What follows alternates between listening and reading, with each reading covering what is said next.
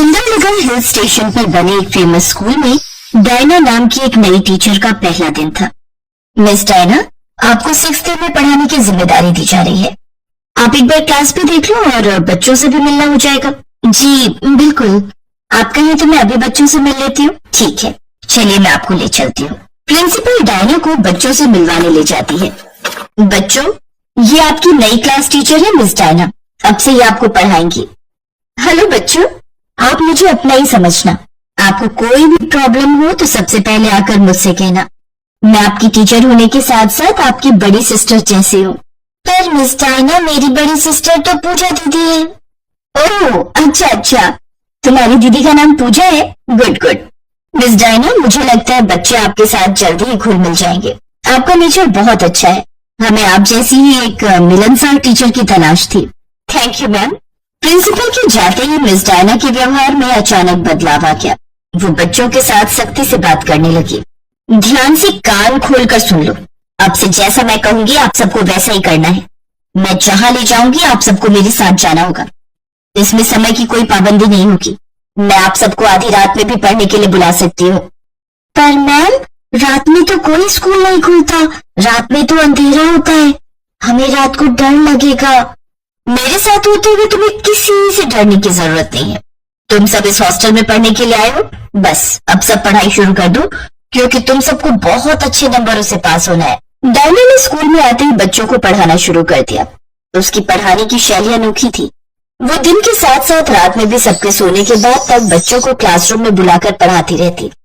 Principal तक ये बात पहुंची तो उसने डायना से इस बारे में बात की। मैडम, सुना है आप बच्चों को रात में भी पढ़ाती हैं। ये तो यहाँ का कोई रूल नहीं है। मैडम, मेरे पढ़ाने के अपने रूल हैं। मैं अपने रूल्स खुद बनाती हूँ। आपको तो बच्चों के रिजल्ट से मतलब होना चाहिए। अगर आपको लगे कि मैं बच्चों पर मेहनत नहीं कर रही हूँ और उनका रिजल्ट अच्छा नहीं रहा है, तो आप बेशक मुझे इस बात के लिए मना कर सकती हैं।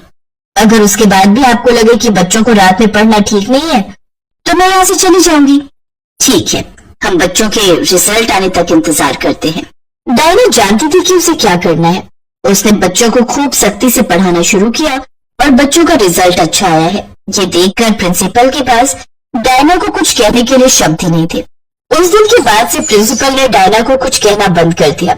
अब डायना बच्चों को रात में ही पढ़ाती थी। डायना की देखा देखी प्रिंसिपल ने अब और भी टीचर्स को बच्चों को रात में पढ़ाने की सलाह दी। अब रोजाना ही ऐसा होने लगा। बच्चे रात को स्कूल में पढ़ते थे और सुबह के समय गहरी नींद में अपने कमरों में सो जाते थे। इस वजह से बच्चों के और जो क्लास टीचर्स थे वो बहुत परेशान रहने लगे।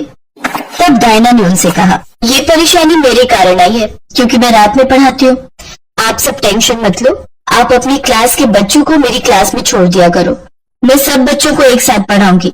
वैसे भी प्रिंसिपल मैडम तो अपने रूम में जाकर सो जाती हैं। उन्हें कुछ पता नहीं चलेगा और आप सबको पढ़ाने से छुट्टी भी मिल जाएगी। आइडिया तो अच्छा लग रहा है डायना मैडम। कितने टाइम से हम लोग रोजाना बच्चों को पढ़ाते हुए थक गए। ठीक है, तो आज रात से हम अपने स्टूडेंट्स भी आपकी क्लास में छोड़ जाएंगे और हम आराम से सो सकते हैं ना? हाँ बिल्कुल। आप अपने कमरों में आराम से जाकर सो जाओ। रात में बच्चों को मैं पढ़ा लूंगी। चलो बच्चों, आप मेरे साथ मेरी क्लास में चलो। डायना अपनी क्लास के साथ साथ और सभी बच्चों को भी पढ़ाने लगी।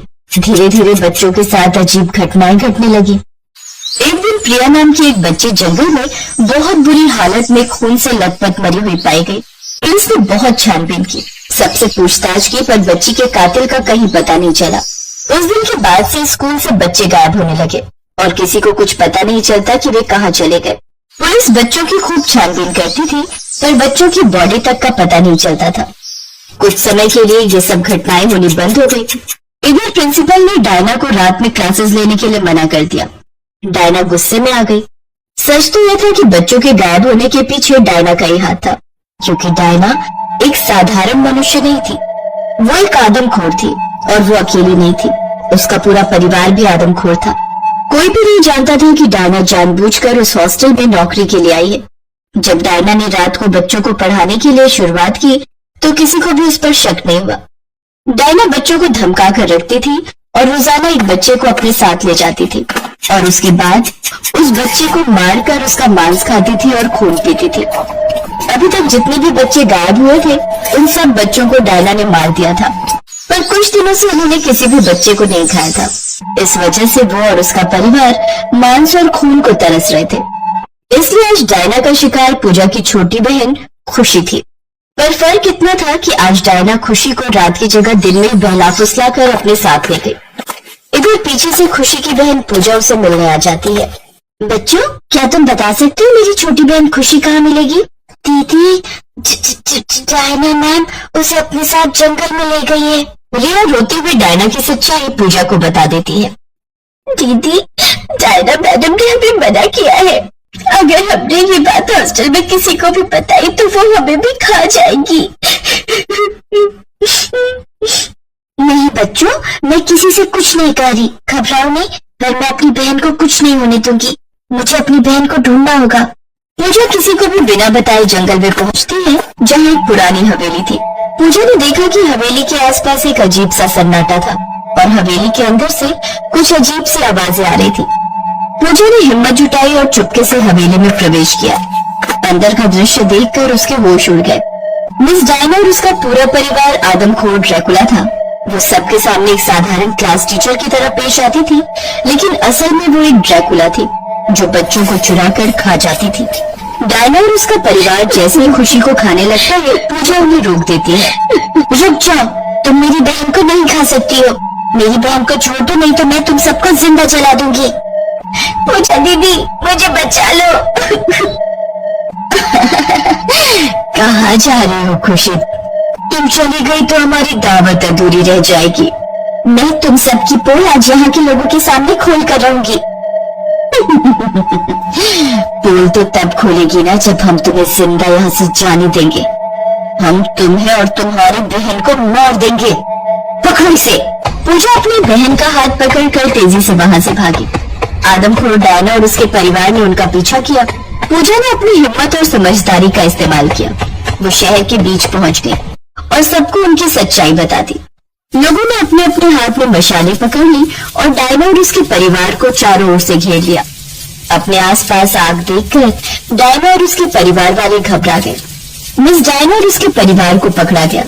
लोगों ने ड्रैकुला परिवार को एक बड़े मैदान में ले जाकर लकड़ियों के ढेर पर बांध दिया। लोग मशाले लेकर आए और लकड़ियों के ढेर में आग लगा दी। आग की लपटों ने धीरे धीरे डायना और उसके परिवार को घेर लिया। उनकी चीखें पूरे गांव में गूंजने लगी। ड्रैकुला परिवार को जलाकर समाप्त कर दिया गया। इस घटना